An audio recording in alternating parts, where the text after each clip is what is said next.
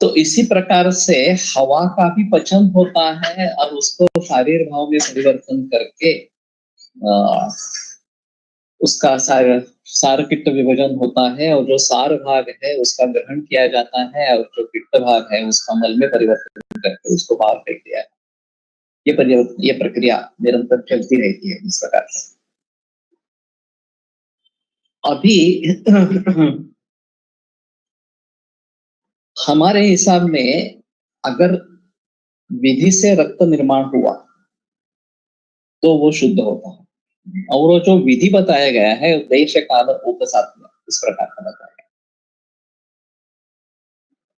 तो देश साथ में क्या है कि अगर टांगल देश के रहवासी है तो उसको अनूप इस प्रकार का सेवन करना है, अनूप देश के रहवासी है तो डांगल पदार्थों का सेवन करना है इस प्रकार से।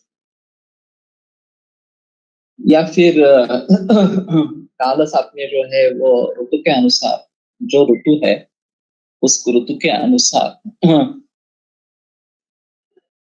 जो रस सेवन करने हैं इनको टालना है, उसके अनुसार सेवन करना है। और औकसात्म्य उपचयते औचित्यात् औकसात्म्यं तदुच्यते, जो निरंतर अभ्यास से सात्म्य हो जाता है वो औकसात्म्य इस प्रकार का कहलाता है। तो अगर हम किसी प्रकार का आहार सातत्य से ले रहे हैं तो हम उसके आदी बन जाते हैं, उससे हमें तकलीफ नहीं होती। तो इसको औकसात्म्य इस प्रकार से कहते हैं। तो ये इसका जो विधि बताया गया है देश का सात्म्य, काल सात्म्य और औकसात्म्य, उस विधि के अनुसार अगर आहार लिया जाता है जिसका डायरेक्टली संबंध, सीधा संबंध एक्चुअली हमारी पचन संस्था से है, अन्नव स्रोत से है, और इसलिए ये महास्रोत इसमें शामिल किया गया है कि हृदय आमाशय द्वार, हृदय के बारे में बताते हैं तो ये आमाशय का द्वार इस प्रकार का बतलाया गया है। और फिर विच चैप्टर इज गोइंग ऑन 24 अध्याय है, चरक सूत्र स्थान 24 और शुरू के ही श्लोक है। तो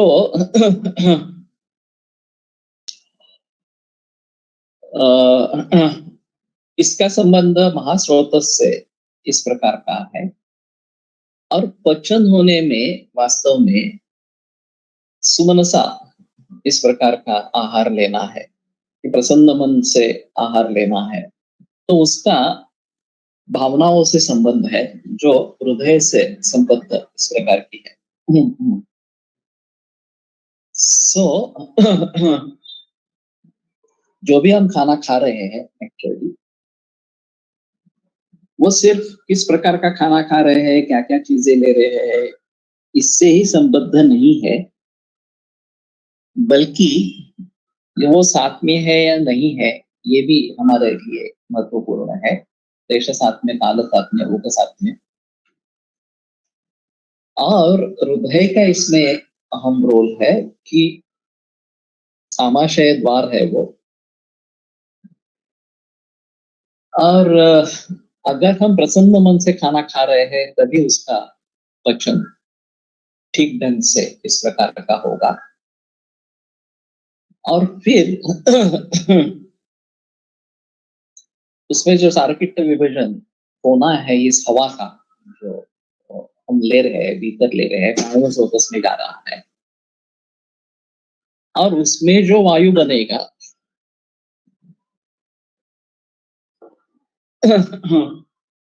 जो सारूप रहेगा उसका ग्रहण किया जाएगा, और जो मलरूप है वो बाहर फेंका जाएगा, इस प्रकार की स्थिति रहेगी। अब स्थिति ऐसी है कि ये जो वायु हम बाहर से ले रहे हैं ये श्वसन के लिए आवश्यक है, और श्वसन किसी भी प्राणी मात्र के लिए जरूरी इस प्रकार का है। जैसे ये आहार है उसी प्रकार प्राण प्राणभूतम अन्नम, उसमें अन्न को प्राण कहा गया है, प्राणभूत के लिए अन्न ये प्राण है, तो उसके बगैर वो जी नहीं सकता। उसी प्रकार श्वसन के बगैर कोई जी नहीं सकता, ये एक आम चीज है। और हमारा शरीर कोट्यवधि परमाणुओं से बना है। जो सबसे छोटा भाव इसमें रहेगा, जिसको परमाणु इस प्रकार से कहते हैं या सेल कहते हैं आधुनिक विज्ञान में, उसमें भी जीवन के लिए क्या क्या चीजें जरूरी है, तो उसका पोषण होना जरूरी है। उसका अन्न उसे मिलना ये जरूरी है। और उसी प्रकार उसके लिए वायु का मिलना भी आवश्यक, इस प्रकार का उसका श्वसन होना भी आवश्यक है। तो ये कंसेप्ट एलोपैथी में भी है, टिश्यू रेस्पिरेशन इस प्रकार को उसको कहते हैं। और वो बताते हैं कि ये जो प्राणवायु जिसको हम कहते हैं ऑक्सीजन इस प्रकार का, वो जब फेफड़ों में हवा ली जाती है तो उसमें से ऑक्सीजन को अलग किया जाता है और हीमोग्लोबिन के साथ उसका मेल होकर ऑक्सीमोग्लोबिन बनता है। वो हृदय में आता है, हृदय के द्वारा सर्कुलेट होकर सभी सूक्ष्म भावों तक, सभी सूक्ष्म परमाणुओं तक या सेल तक तो पहुंच जाता है, पेशी तक पहुंच जाता है। वहां भी कैपिलरी नेटवर्क इस प्रकार का है। तो उसमें से ये ऑक्सीजन टिश्यू में चला जाता है और टिश्यू में उत्पन्न हुआ कार्बन डाइऑक्साइड फिर इस पे रक्त में आ जाता है और हीमोग्लोबिन से उसका मेल होके वो फिर से हृदय में आता है, हृदय से फिर से फेफड़ों में जाता है और वहां पे ये डिसेमिनेट हो जाता है, फुफ्फुस में चला जाता है और बाहर फेंका जाता है। ये निरंतर प्रक्रिया चलती रहती है, ऐसा एलोपैथी में भी बताया गया है। हमारे हिसाब में इसी को हम आयुर्वेद की दृष्टि से देखें तो बाहरी वायु है, उसका शारीर वायु में परिवर्तन इस प्रकार का करना है। उसमें सारा और पित्त इस प्रकार से बन जाएगा, इसके लिए स्रोतस की कल्पना की गई है। और इस प्राणवह स्रोतस की व्याप्ति वैसे देखा जाए तो पूरे शरीर में है।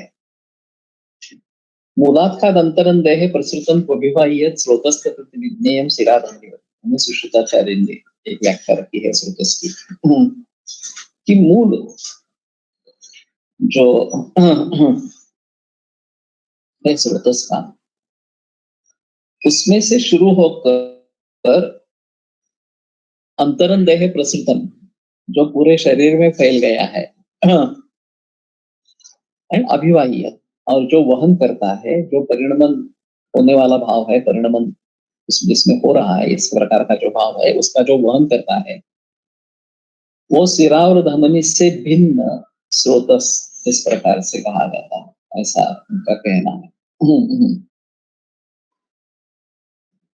तो महास्रोतस और हृदय ये इनके मूल है प्राणव स्रोतस के।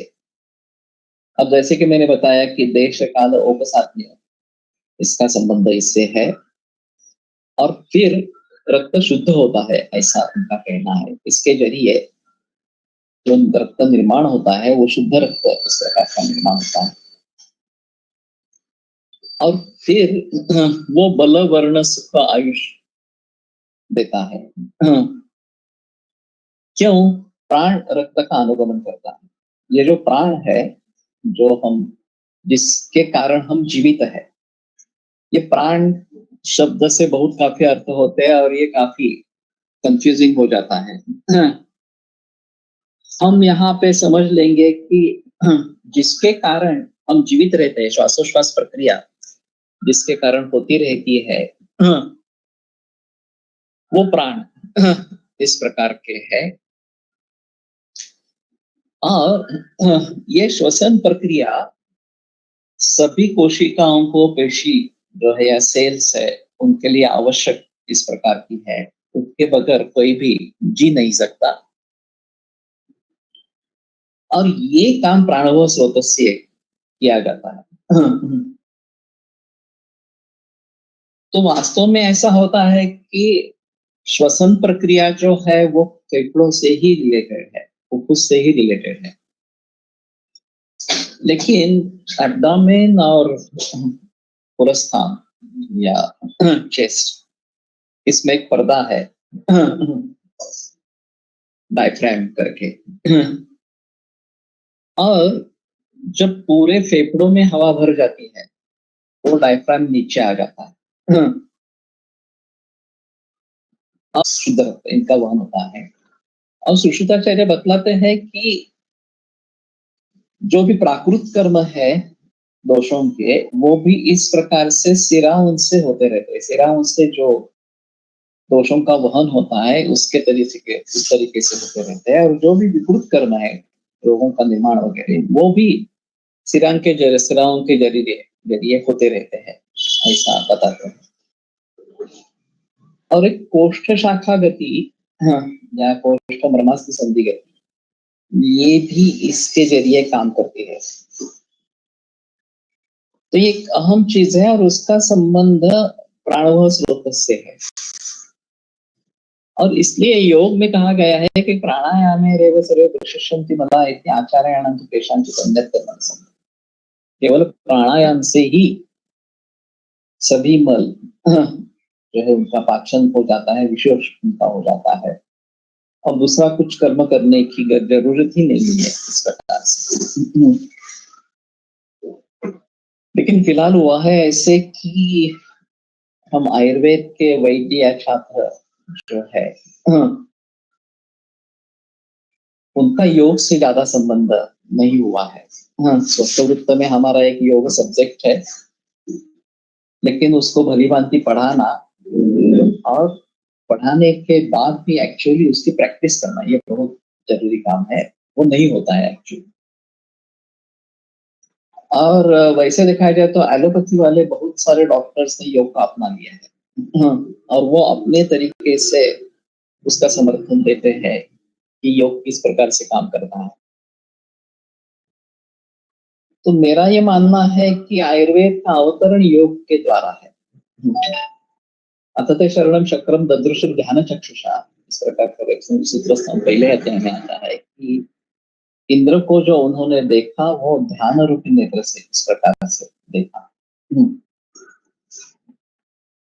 तो आयुर्वेद का अवतरण ही अगर योग के द्वारा हुआ है तो हमें योग करना ही है। और सुश्रुत में एक अहम रेफरेंस है कि जो शारीर सुश्रुताचार्य बता रहे हैं वो केवल वैद्यों के लिए नहीं, विशेषण योगी नाम योगी लोगों के लिए भी ये शारीर वो बता रहे हैं, ऐसा सुश्रुत का स्पष्ट रेफरेंस है।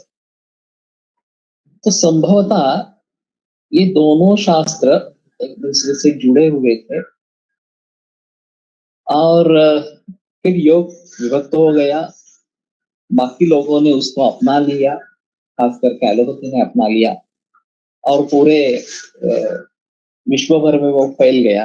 अभी सभी जगह योग टीचर्स मौजूद है, उपलब्ध है, और योग दिन पूरे विश्व भर में मनाया जाता है। आयुर्वेद की वैसी स्थिति नहीं है। आयुर्वेद बहुत ही अभी प्रिमिटिव स्टेज में है। पूरे विदेश में या फिर अपने ही देश में भी फैलने के लिए काफी मेहनत आगे भी करनी पड़ेगी, तभी ये शायद हो सकेगा। और वास्तव में स्वस्थ से स्वास्थ्य रक्षण ये आयुर्वेद का प्रयोजन है जो योग के लिए बताया जाता है। और थेरापेटिक योगा में रोग निवारण के लिए योग अभी प्रचलन में है। लेकिन ये दोनों तो वास्तव में आयुर्वेद के प्रयोजन है। स्वस्थ से स्वास्थ्य रक्षण मात्र स्वीकार प्रशमनम च। और योग का मूल उद्देश्य जो है तथा तस्मिन् सति तथा दृष्टु स्वरूप अवस्थान, मोक्ष प्राप्ति, ये योग का प्रयोजन है। आयुर्वेद भी मोक्ष प्राप्ति है चरक में खास करके, लेकिन बहुत ही कम लोग वहां तक पहुंचते हैं। दोनों का इस्तेमाल, योग का इस्तेमाल खास करके अभी स्वास्थ्य बनाने के लिए किया जाता है, टिकाने के लिए किया जाता है। तो इसी सूत्र को आगे लेकर अगर हम चलते हैं कि आयुर्योग इस प्रकार की कल्पना मैंने अभी मेरी किताबें भी लिखी है, अभी मैं उसका ज्यादा बहस कर रहा हूँ। और खास करके अभी के कोविड-19 या कोरोना वायरस के सिलसिले में उसका मूल उपचार हमारी रोग प्रतिकारक शक्ति बढ़ाना यही है। सभी लोग चिंता में है या सोच रहे हैं कि वैक्सीन आ जाएगा और ये समस्या मिट जाएगी, लेकिन वास्तव में वैक्सीन से समस्या मिटने वाली है ऐसी स्थिति नहीं है।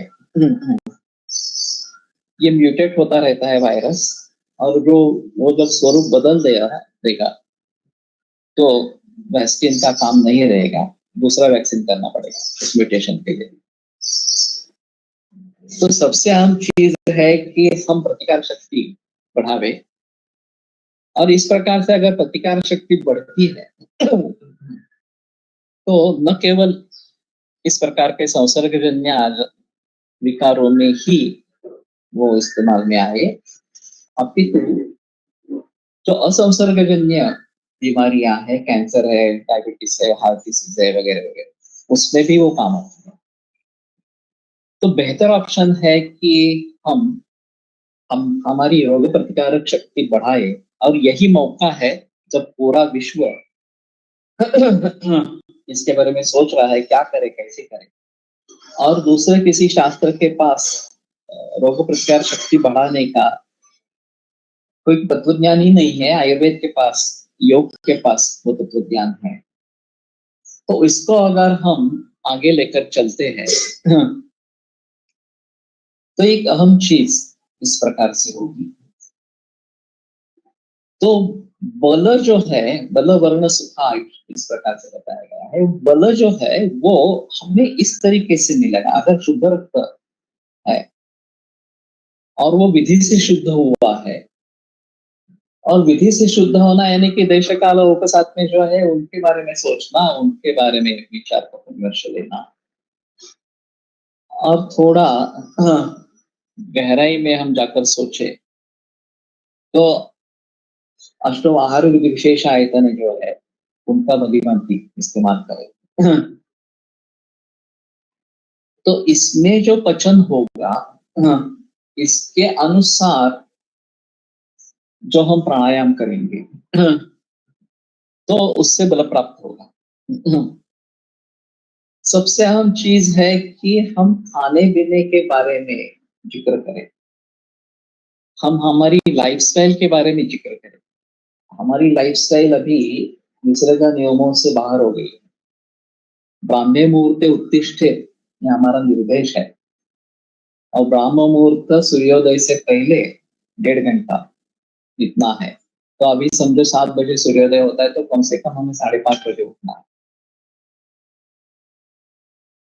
और उस प्रकार जब हम उठ जाएंगे और प्राणायाम के लिए, व्यायाम के लिए समय दे देंगे तो हमारी इम्यूनिटी बढ़ेगी। और खास करके ये डीप ब्रीदिंग, इसका हम अभ्यास करेंगे, फिर आगे जाकर पहले कुंभक और फिर आगे जाके अंत कुंभक का भी अभ्यास करेंगे। तो अभी हम खाने पीने के बारे में अच्छी तरीके से काम कर रहे हैं। खास करके उनका कहना है कि अजीर्ण सायं आशेतु प्रातः आशो ही दुष्यते। अगर सायंकाल का भोजन जीर्ण न हुआ हो तो अगर उसी समय उसी प्रकार से आप सुबह का खाना ले लेते हैं, प्रातः ले लेते हैं, तो वो डेफिनेटली दूषित होता है। तो कम से कम उद्गार शुद्धि उत्साह वेगोत्सर्गो यथोचिता लघुता क्षुत्ति का सासो जीर्णाहार से लक्षण, ये जो बताए गए हैं ये लक्षण हम में होने चाहिए, तभी हम दूसरे दिन का आहार ले सकते हैं। और ऐसी स्थिति में जबकि वेगोत्सर्ग हो गया हो सुबह है, अच्छी ढंग से उत्साह है, लघुता है, उसमें हम अगर प्राणायाम करेंगे, उसमें हम एक्सरसाइज करेंगे इस प्रकार से, जब हम भली भांति एक्सरसाइज करते हैं, व्यायाम करते हैं, तो श्वसन की गति बढ़ जाती है। और फिर ये जो मलरूप वायु है वो बाहर निकाल देने में हम ज्यादा सक्षम इस प्रकार के हो जाते हैं। और फिर ये धीमे गति से सांस लेना छोड़ना इस प्रकार से अगर हम करते हैं तो ये टिश्यू रेस्पिरेशन सुधर जाएगा इसके लिए। कि जो भी हवा हम ले रहे हैं उसका प्राणवायु स्रोत के जरिए जो पचन होना है वो अच्छी भली भांति हो जाएगा। और ये जो प्राण संकल्पना है जो वायु का जो रक्त का अनुगमन करती है उसके जरिए हमें बल वर्ण सुख आयु इनकी प्राप्ति होगी। और फिर जैसे कि मैंने कहा हमारी इम्यूनिटी बढ़ेगी, हम किसी भी रोग को भली भांति रोग का भली भांति मुकाबला कर सकेंगे, से लड़ सकेंगे। तो ये सबसे अहम चीज है। और अगर इन सभी सूत्रों को ठीक ढंग से पढ़े, मैंने अभी बहुत सारे सूत्रों को इकट्ठा किया है, सुश्रुत चारिस्थान 4 से भी लिया है, चरक मीमांसा अध्याय 5 से भी लिया है, 24वां अध्याय जो अभी यहाँ चल रहा है वो भी ले लिया है, चरक मीमांसा अध्याय 1 में जो देश काल विधि वगैरह इस प्रकार का बताया गया है उससे भी रेफरेंसेस ले लिए हैं। और जीर्णेन्द्र बुंजित वगैरह वगैरह इस प्रकार का मीमांसा अध्याय 2 का जो मतलब है अजीर्ण मुद्दानस्य वगैरह इसके बारे में लिखा है। इन सभी रेफरेंसेस से अगर हम इकट्ठा करते हैं तो एक सामने पिक्चर आ जाता है कि किस प्रकार ये प्राणवह स्रोतस का, अन्नवह स्रोतस का, उदकवह स्रोतस का मेलजोल इस प्रकार का है। और नाभि का चक्र जो है उससे जुड़ी हुई जो सिराए है उसका किस प्रकार का इसमें रोल है। और वायु का पचन किस प्रकार के होता है, उसमें सारकिट्ट विभाजन किस प्रकार से होते रहते हैं, जो किट्ट है उसका मलरूप वायु बन के वो किस प्रकार से बाहर फेंका जाता है। इतना तो दोनों में साम्य है। एक वहां पे हृदय का निर्देश है अलग तरीके से, और यहाँ पे नाभि का निर्देश है या हृदय का निर्देश है वो अलग तरीके से है आयुर्वेद की दृष्टि से देखा जाए तो इसी के एलोपैथी में एनाटॉमी के आधार पर जो बताया गया वो अलग है। और हमारे यहाँ हृदय और महास्रोतस ये जो बताए गए हैं, महास्रोतस का एलोपैथी में तो कोई जिक्र ही नहीं। वास्तव में जो भी सिस्टम्स है शरीर में, चाहे वो रेस्पिरेटरी सिस्टम हो, कार्डियोवैस्कुलर सिस्टम हो, डाइजेस्टिव सिस्टम हो या नर्वस सिस्टम हो वगैरह वगैरह, उसमें आपस में मेल जोल एलोपैथी में नहीं है। और हमारे हिसाब में डाइजेस्टिव सिस्टम का संबंध सभी सिस्टम से है, क्योंकि जो भी अंदर जाने वाला भाव है वो डाइजेस्टिव सिस्टम के थ्रू ही जाएगा, उसके जरिए ही जाएगा, चाहे वो वायु की भी बात ना हो, बात क्यों नहीं। तो पचन ये एक अहम चीज है आयुर्वेद में। और पचन होकर सार किट्ट विभाजन, सार का ग्रहण और किट्ट का मल में परिवर्तन और उसको बाहर फेंक देना, ये सभी जो चीजें हैं ये आयुर्वेद की दृष्टि से अहम इस प्रकार। तो ये मॉडर्न के जो फोकस्ड अप्रोच है, संकुचित इस प्रकार का दृष्टिकोण है, और हमारा सर्वांगीण दृष्टिकोण।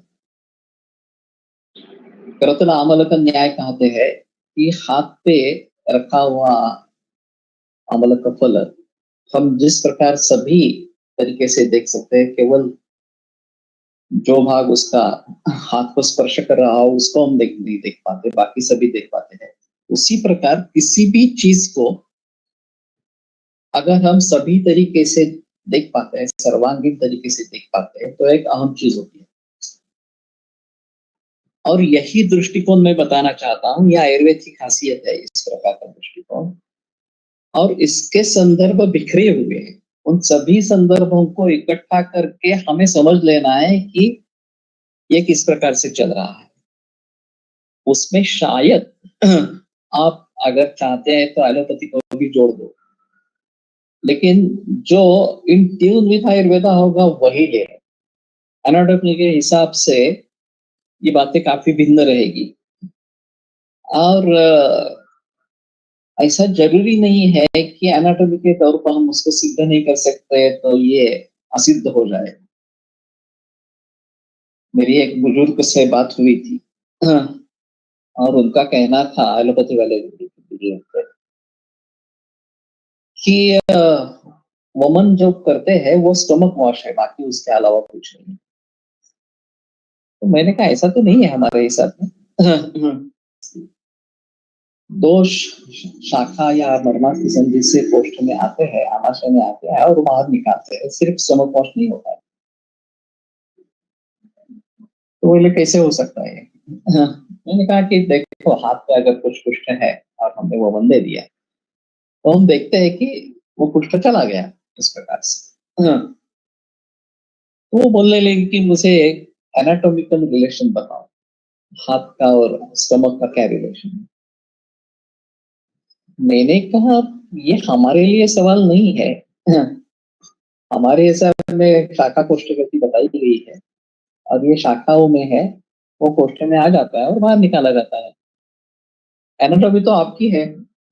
अगर आपको उस आपके दृष्टि से उसको देखना है कि किस प्रकार से होता है, तो एनाटॉमी में जाके देखें कि एनाटॉमी की क्या कमियां हैं इस प्रकार से। वो बहुत गुस्सा हो गए मेरे कहने का। मैंने कहा एनाटॉमी हमारी नहीं है, एनाटॉमी आपकी है। हमारे हिसाब में अगर शाखा कोष्ठगति है और हम उसका समाधान कर सकते हैं कि दो शाखा से कोष्ठ में आ जाते हैं और बाहर निकाले जाते हैं। हम नहीं मानते कि एनाटॉमिकल कोई इसका रिलेशन है या नहीं है इस प्रकार से। तो इसी प्रकार चाइनीज मेडिसिन है जो उनके अनुसार प्रवाह है, एनर्जी के प्रवाह है, उसमें रुकावट हो जाती है तो डिसीज हो जाता है। कहाँ एनाटॉमिकल रिलेशनशिप है इसका? क्या एनाटॉमी बता सकती है किस प्रकार के प्रवाह है इस प्रकार से? फिर भी चाइनीज एक्यूपंक्चर पूरे विश्व भर में चल रहा है, चाइना में तो भी चल ही रहा है। तो ऐसा नहीं है कि एनाटॉमी के लिए हम सिद्ध नहीं करेंगे तो हमारी बात गलत है, ऐसा तो नहीं है। हमें हमारे ग्रंथों पर विश्वास रखना है और हमारे ग्रंथों के अनुसार लॉजिकल थिंकिंग होना है कि क्या क्या चीजें हो सकती है। सभी जो सूत्र है उन सूत्रों को इकट्ठा करके इसके बारे में सोचना है।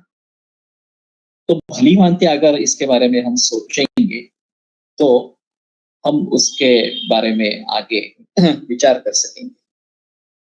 तो ये दो सूत्र बहुत अहम है, ज्यादा जिक्र इसके बारे में किया नहीं जाता, इसलिए ये मैंने अंग्रेजी में इसके बारे में 2 लेक्चर्स में बताया था। अब थोड़ा जो विवरण मैंने किया है वो थोड़ा सा अलग है अंग्रेजी से भी, लेकिन ठीक है। ये एक अहम चीज इस प्रकार की रहेगी।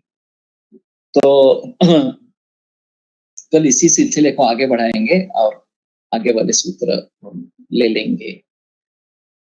तो मैं सोचता हूँ कि इस प्रकार से 742 ओके। ये सिलसिला हिंदी में सोमवार, मंगलवार और बुधवार इस प्रकार से रहेगा, चरक का अध्ययन। और गुरु शुक्र शनिवार को सहस्र योग का अध्ययन रहेगा। वो अभी तो अंग्रेजी में चल रहा है, वो अंग्रेजी में ही करेंगे, सिर्फ ये हिंदी में करेंगे। और वैसे अंग्रेजी में चरक एक बार हम पूरा कवर कर चुके हैं। वो रिकॉर्डिंग अवेलेबल हो जाएगा डिजिटल लाइब्रेरी विलोक भारतीय के।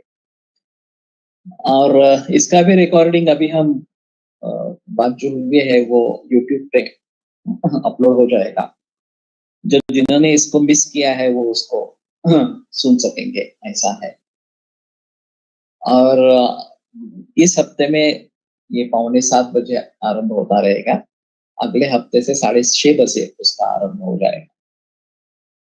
तो आप भली भांति उसके लिए तैयार रहे, ये बेहतर इस प्रकार का ऑप्शन है। तो हम यहीं पे रुकते हैं और कल इसको आगे बढ़ाते हैं। Unmuted. वेद प्रकांडो निगदित इह हि. काय तू बोलतोस? हाँ मी आहे ते अशोक म्हणतात निगदित इह हि. एक निवेदन है कि ये जो रिकॉर्डिंग है ये रिकॉर्डिंग हम YouTube पे जरूर डालेंगे और इजी कम्युनिकेशन के लिए सभी लोगों ने टेलीग्राम ग्रुप को ज्वाइन करना है और टेलीग्राम ग्रुप पे सब इंफॉर्मेशन दी जाती है एक साथ सब लोगों को इंफॉर्मेशन देने के लिए वो एक इजी ऑप्शन है इसलिए आप सभी को रिक्वेस्ट है कि जो भी ग्रुप में इंफॉर्मेशन रहेगी वो आप ज्वाइन कर पाओगे आज भी जो यहाँ पे नहीं ज्वाइन हो सके वो यूट्यूब पे ज्वाइन हुए थे कुछ बीच में इंटरनेट प्रॉब्लम की वजह से 5 मिनट वो बीच में बंद हुआ था लेकिन बाद में फिर से रिस्टोर हो गया जो प्रॉपर रिकॉर्डिंग है वो हम ये मीटिंग से लेके यूट्यूब में डालने वाले हैं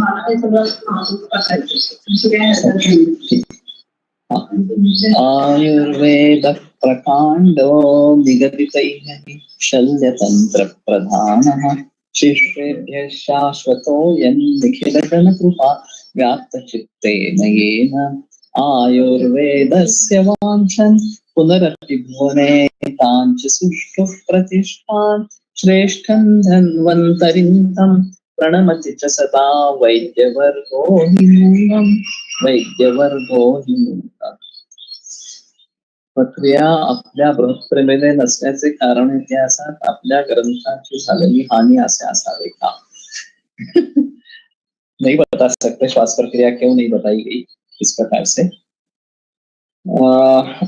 शायद कुछ अन्य ग्रंथ में होगा तो भी मालूम नहीं है. तो ठीक है अभी जो स्थिति है उसको स्वीकार करके हम आगे चलेंगे. वैसे मूत्र व स्रोतस के बारे में भी ये कठिन बात है लेकिन फिर भी रीनल फेलियर के केसेस हम ज्यादा अच्छे ट्रीट करते हैं ये सही है. अगर हमारे यहाँ भी यूरिनरी अपैरेटस का वर्णन यद्यपि नहीं है तो ठीक है अभी यहीं पे रुकते हैं और कल 6:45 This conference is no